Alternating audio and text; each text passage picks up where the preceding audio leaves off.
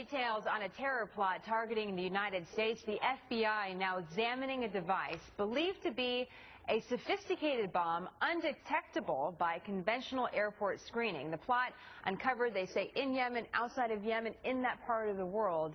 And new reports say the threat is far from over. It's a big story today, everybody. We're glad you're with us. I'm Jenna Lee. I'm John Scott. Welcome to a new hour of Happening Now. The CIA busting an al-Qaeda homicide bombing plot, very similar to the attempted Christmas Day bombing that was almost successful. Terrorists planned to blow up a U.S.-bound plane using an updated explosive containing no metal. Defense Secretary Leon Panetta addressed the specific threat.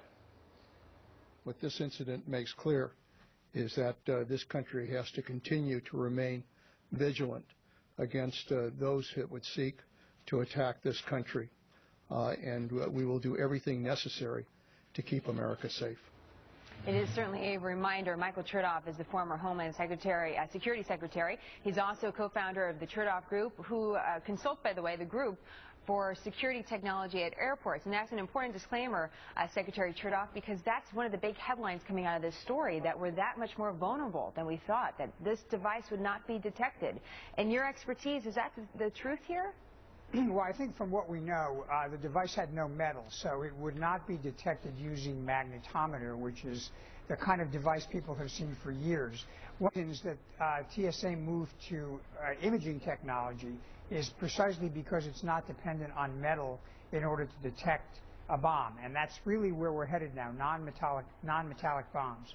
That imaging technology isn't available in all airports, though. So in the meantime, what do we do? Well, it is in many airports. Now, I have to say it's not necessarily in use overseas, and from what we've heard publicly, it looks like this plot involved boarding an airplane in another country that was headed for the U.S. And that indicates one of the challenges, which is to get everybody globally to operate off the same set of security standards. And until we do that? Until we do that, we are putting ourselves at risk. Now, in this case, good intelligence prevented the plot from coming to pass.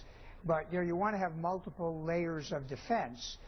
Good intelligence is one important layer, but good screening is another important layer. I was just traveling over this past week, and as soon as you get off the plane in the United States, they have dogs running up and down the aisles by the passengers. You're being yelled at not to use your cell phone. Getting on the planes, you're unpacking and virtually undressing. And so some are asking, how much worse can it get to actually be safe?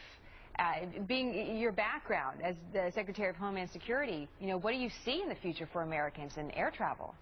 Well, Jen, I hope they're not yelling. Maybe they were having a tough night. Maybe they were. Yeah. Maybe. But look, I think the challenge we face is an enemy that still wants to carry out high-impact assaults on airliners. It would be nice if we could make the problem go away, but we can't wish it away. I think part of what's going on is the use of intelligence and information to better target those people who are at risk. I think part of it is better technology. Again, the ability to detect bombs that don't have metal or that may be concealed in certain parts of the body that are not easily accessible. But it's a kind of a race against the devil in which, as you can see in this case, are consistently trying to change and adapt and come up with more devilish devices, and we have to stay ahead of it. Final question here, sir. How much more aggressive should we be, though, especially in a place like Yemen? What kind of presence do we need to have on the ground? Do we need to actually move troops on the ground there to get the bad guys? Well, I think we do need to be aggressive in parts of the world where these guys are finding platforms to plan and put together these bombs. Now, sometimes that's using remote devices, sometimes it's using boots on the ground, a lot of times it's using our allies, and that's why these intelligence relationships among a number of nations are a very important part of the strategy of counterterrorism. Secretary Chertoff, always nice to have you. Thank you so much for coming by today. We appreciate it. Good to be on.